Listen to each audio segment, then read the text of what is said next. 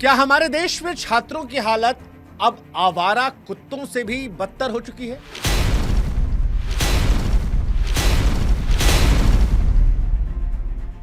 देखिए, हो सकता है कि पहली नजर में यह तुलना आपको बेईमानी लगे, लेकिन अगर इंसाफ के दृष्टिकोण से आप देखेंगे, अगर दर्द शिकायत के दृष्टिकोण से आप देखेंगे, तो जो सच हम कहने जा रहे हैं वो सच आपके कानों को चुभ सकता है।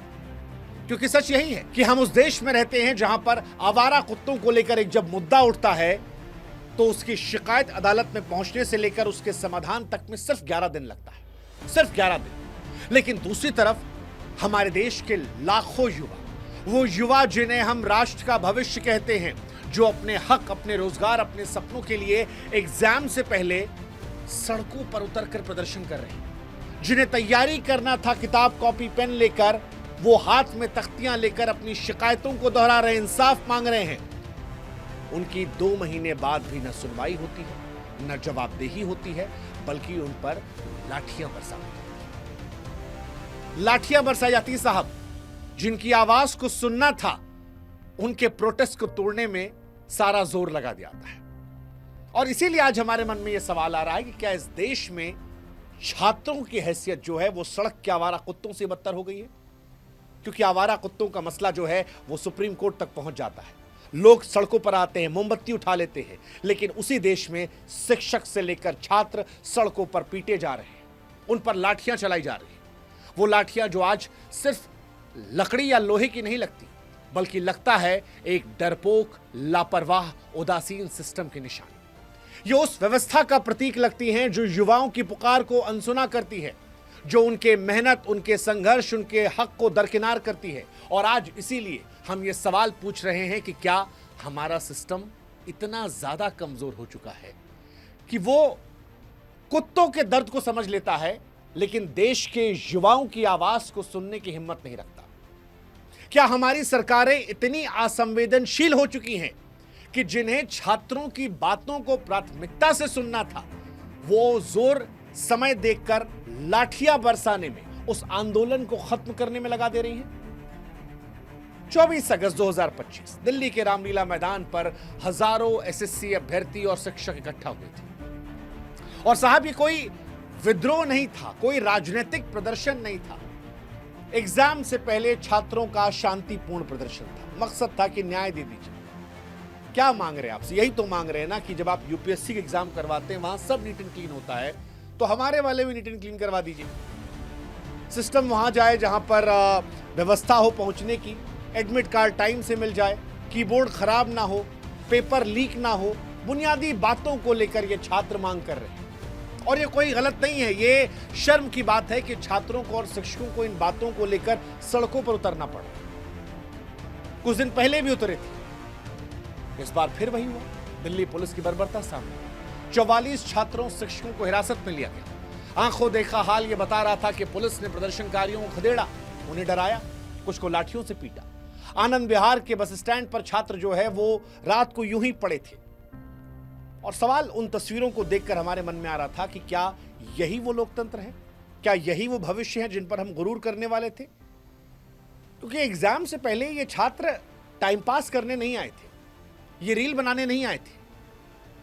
ये गरीब मध्यम वर्गीय परिवारों के वो युवा थे जो जिंदगी के साल मेहनत, मां बाप का पैसा तैयारी में झोंक चुके हैं।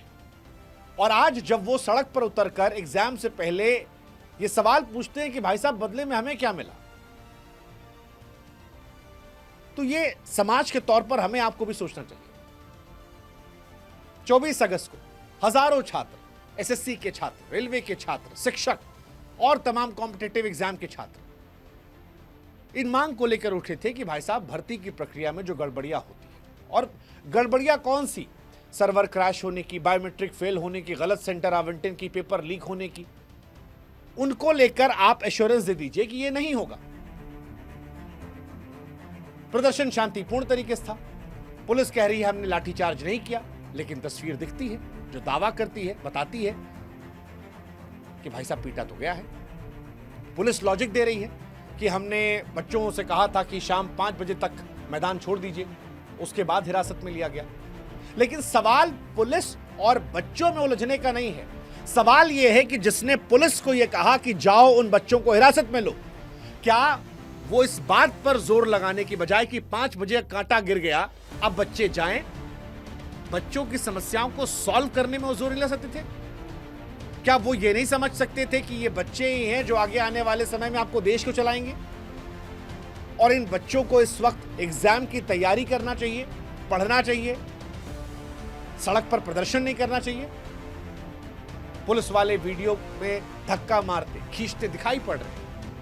और इसीलिए बार बार मेरे मन में यह सवाल आ रहा है कि क्या यह हमारे लोकतंत्र की वो दुर्भाग्यपूर्ण तस्वीर है जिस पे हमें शर्मिंदा होना चाहिए? सच कहें तो एसएससी जो है आज एक टूटा हुआ सिस्टम है।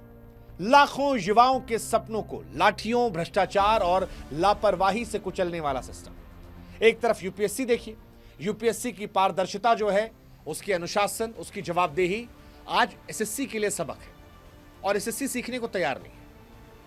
यूपीएससी में क्योंकि टॉप के अधिकारी निकलते हैं जो सरकार को चलाते हैं, सिस्टम को चलाते हैं, इसलिए वहां पर जो शिकायतें एसएससी में आती हैं वो नहीं वहां मिलती। लेकिन एसएससी सीखने को नहीं तैयार है और इसीलिए आज हमें बड़े भारी मन से कहना पड़ रहा है कि एक सड़ा हुआ, टूटा हुआ सिस्टम है जो बच्चों के सपनों को तोड़ रहा है।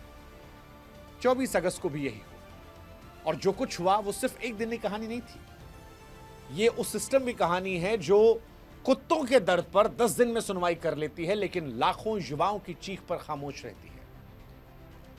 30 लाख अभ्यर्थी हैं जो एसएससी सीजीएल 2025 में हिस्सा लेंगे, लेकिन अगर यही हाल रहा तो सवाल फिर यही कि क्या ये कहानी फिर दोहरा जाएगी? सरकार को चाहिए कि वो लाठियां चलाने के बजाय इन मांगों को सुने, एडुकेटी जैसे वेंडरों को हटा दे, पारदर्शी जांच करे, ऐसी व्यवस्था बनाए जो छात्रों के हक की हो, ना कि पैसा कमाने के लिए सिस्टम या सिस्टम से जुड़े लोगों के हक की हो। और ये इसलिए उठ रहा है क्योंकि गड़बड़ियां, भ्रष्टाचार, लापरवाही आई है। ये हमने पहले भी कहा था। जुलाई अगस्त 2025 में एसएससी सिलेक्शन पोस्ट फेज 13 की परीक्षा में 5 लाख अभ्यर्थियों ने हिस्सा लिया था। शिकायतें वहां पर आई थी। किसी को सेंटर अंडमान निकोबार मिल रहा था, बेतुके सेंटर जो है दे दिए गए थे कि जयपुर से अंडमान जाइए। 29 अगस्त को 2500 के लिए दोबारा परीक्षा की बात कही गई, लेकिन ये शिकायतों की तुलना में बूंद के बराबर थी। छात्र बार बार कह रहे थे कि भाई साहब, टाइम पास नहीं करने आए हम, गरीब घर के लोग हम हैं, सैकड़ों किलोमीटर यात्रा करते, कर्ज लेकर कोचिंग की फीस भरते हैं और दिल्ली के, बिहार के या यूपी के लड़के को अगर आप अंडमान निकोबार भेज दोगे कैसे जाएगा? कर्जा लेकर वो एग्जाम देने आता है और जब परीक्षा सेंटर पहुंचे पता लगा सिस्टम खराब है, कीबोर्ड काम नहीं कर रहा, माउस काम नहीं कर रहा, सर्वर जो है गड़बड़ हो गया है, सेम पेपर बाद में रिपीट हो गया है। ये बच्चों को तोड़ने वाली बात है। तकनीकी खामियां देकर आप बच सकते हैं, लेकिन जिस पर यह बीती है ये उस इंसान को तोड़ सकती है, उसकी मेहनत को तोड़ सकती है, उसके पैसे को डुबा सकती है, इंसान को खत्म कर सकती है। बार बार की गड़बड़ियां, अनिश्चितताओं ने छात्रों में डिप्रेशन, हताशा को जन्म दे दिया है। कोई लिख रहा है कि शादी टूट गई, किसी को डिप्रेशन हुआ है, नौकरी नहीं मिली, किसी के परिवार में कोई बीमार बैठा, उसका आखिरी अटेम्प्ट था। आपकी लापरवाहियों ने उनके भविष्य को संकट में ला दिया। एसएससी की नौकरियां इन युवाओं और उनके परिवारों की आर्थिक स्थिरता का आधार है और इन गड़बड़ियों ने लाखों के सपनों को दूर किया है।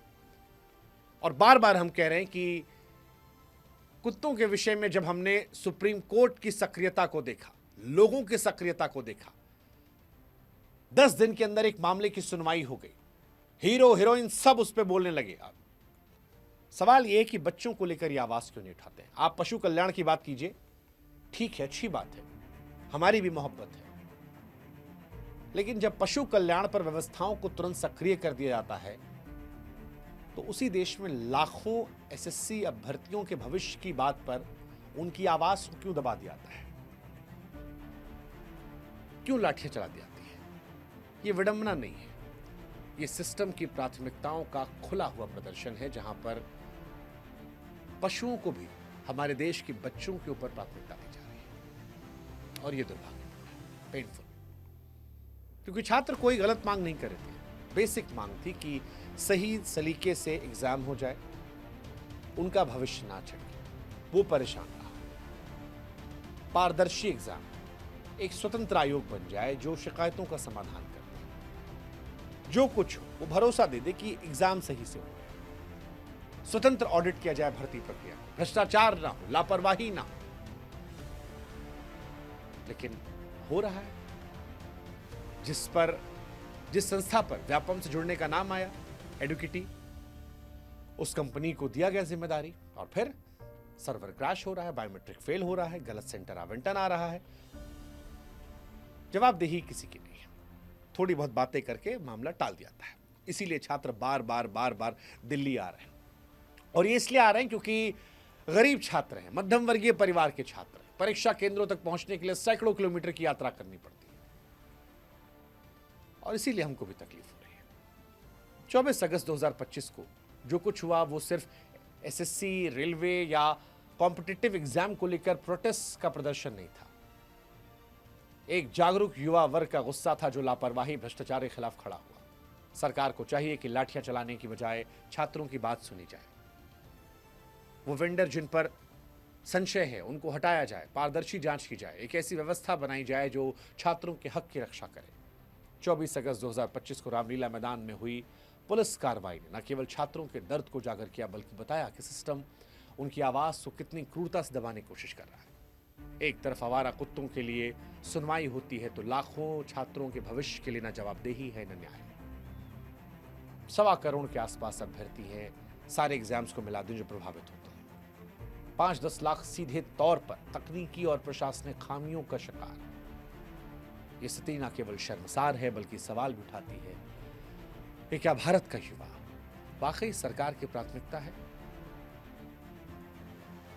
सरकार को चाहिए सुधार करे ताकि इन युवाओं के साथ न्याय हो सके। सरकार को चाहिए कि लाठियां छोड़कर संवाद का रास्ता अपनाए, सुनवाई करे, समाधान निकाले, ताकि उन लाखों युवाओं का हक मिले जो इस देश की रीढ़ है।